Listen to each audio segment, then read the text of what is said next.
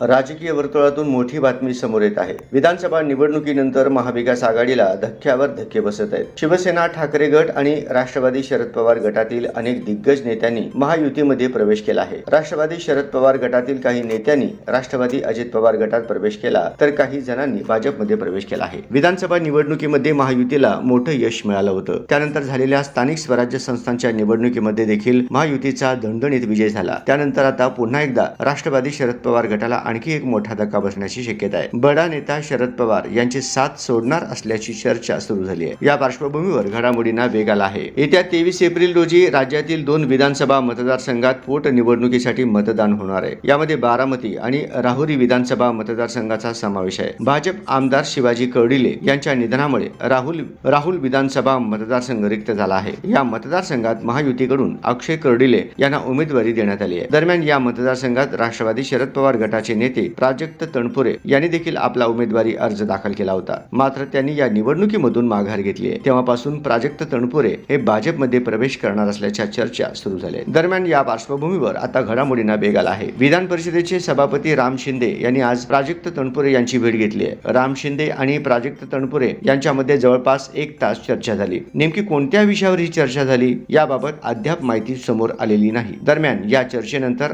राम शिंदे यांनी मोठं विधान केलं आहे। थोड्या वेळात मुख्यमंत्री फडणवीस येणार असून ते सुदर्शन चक्र फिरवणार आहेत, असं सूचक विधान राम शिंदे यांनी केलं आहे। त्यामुळे आता प्राजक्त तणपुरे हे भाजपमध्ये प्रवेश करणार असल्याची चर्चा सुरू झाली आहे।